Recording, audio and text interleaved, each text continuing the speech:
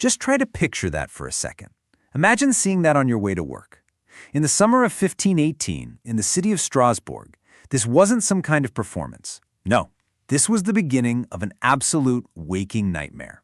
All right, let's get right into this. We are going to unpack one of the most bizarre and honestly, one of the most terrifying events in all of medical history, the dancing plague of 1518. It's a story that completely blurs the line between a public health crisis and a mass psychological meltdown. So you have to ask, how did something like this even begin? Well, like a lot of strange moments in history, it all started with just one person, a woman named Frau Trophia. On July 14th, she walked out of her house and she just started to dance. Now, we need to be really clear here. When the history books say dance, they don't mean something joyful. Not at all. This was violent, it was convulsive, it was pure thrashing. Witnesses said it was like her body was being controlled by an invisible puppeteer, forcing her limbs into these jerky, awful motions. She was a prisoner inside her own flesh. And this ordeal went on for days. Can you imagine? Witnesses described a woman in absolute terror. Her mouth would be begging for it to stop, even as her arms were pushing away anyone who tried to help. She couldn't rest, she couldn't eat, she couldn't drink. Her body was in open rebellion against her own mind. And the people watching, they could only guess. Was she possessed by a demon, or was this some kind of curse? So what started as one woman's private hell was about to explode into a full-blown citywide catastrophe. This wasn't just some isolated tragic incident. No, somehow it was contagious. And the spread was terrifyingly fast. I mean, just look at this timeline. You go from one dancer to 8 in just 3 days. A week later, there are more than 30 people doing it. And by the end of the month, the city of Strasbourg had over 400 people trapped in this endless, hellish dance. But how? How could something like this possibly spread? Well, a physician at the time, a guy named Jan Weyer, wrote this absolutely chilling observation. He said it wasn't spreading by touch or through the air. It was spreading by sight. People who just stood and watched the dancers for too long were often the next ones to start. It was, as he put it, a plague that infected the mind itself. Now, faced with this spiraling crisis, the city authorities knew they had to do something, anything. But their solution, which was based on the medical ideas of the day, would turn out to be catastrophically, tragically wrong. So here's their logic. Step 1, the diagnosis. The city's physicians decided the cause was hot blood, a kind of feverish overheating of the body. So, step 2, the theory. The only way to cure this, they figured, was for the afflicted to literally dance it out of their system, to burn off the fever through sheer exhaustion. Which brings us to step 3, the prescription, more dancing. And to make this cure happen, the city took direct action. I'm not kidding, they actually hired professional musicians to come play music to give the dancers a beat to move to. They even built a huge wooden stage right in the middle of town, thinking that if they just organized the chaos, it would somehow fix it. They turned a medical emergency into a state-sponsored public spectacle. And the result of all this? A complete and utter disaster. The music didn't soothe anyone, it just made their movements more frantic. And the stage?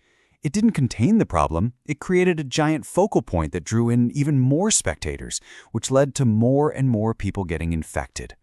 The cure was like pouring gasoline on a fire, pushing the number of dancers to its peak of over 400. And the end was just grim. The human body just isn't built for that kind of stress. Another physician, the famous Paracelsus, he documented the deaths. People were literally dancing until they died, from heart attacks and strokes. Their feet were worn down to bloody stumps. And he described some who died from what he called exhaustion of the soul. They just gave up. Their bodies kept moving until they finally, mechanically, just shut down. So, what on earth was actually going on here? For centuries, people have tried to make sense of the dancing plague. Let's take a look at some of the theories, both from back then and what we think now. Back in the 16th century, the explanations were mostly supernatural, right? Demonic possession, a witch's curse, things like that. One early theory was ergot poisoning from bad rye bread, which can cause convulsions, but that doesn't explain how it spread just by watching someone.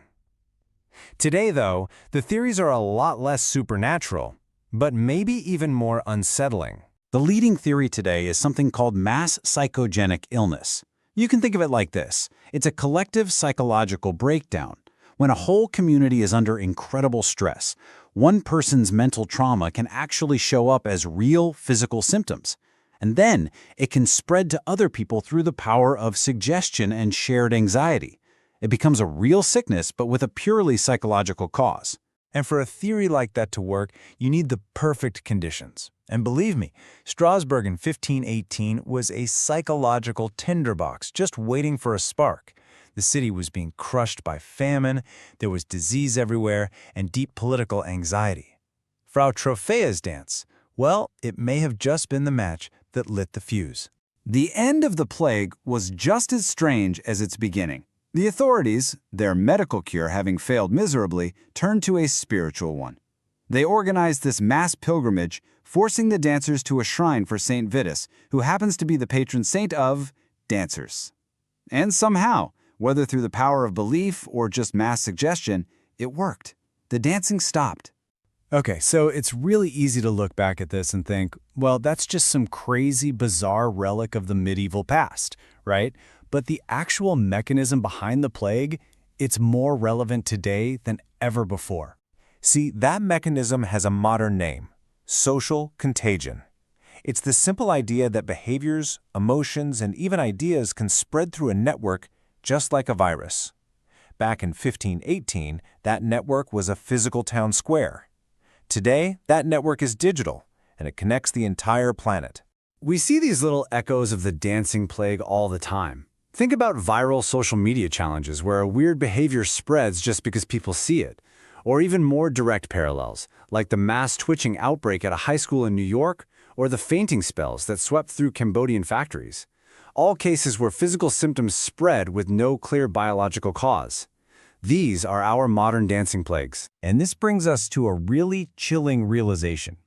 Our hyper-connected world doesn't make us immune to this stuff. In fact, it might make us way more vulnerable. An idea, a fear, a bizarre behavior. It doesn't need a town square to go viral anymore. It just needs an algorithm. The potential for a global-scale psychological plague is arguably greater now than at any other point in human history. Which really leaves us with this final, unsettling question. The people of Strasbourg, they didn't understand what was happening to them. They saw people dancing. They didn't see a contagion of the mind. The next plague, it won't look like dancing.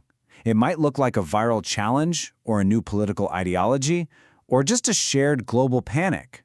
The question is, will we be able to recognize it for what it truly is before it's too late to stop the dance?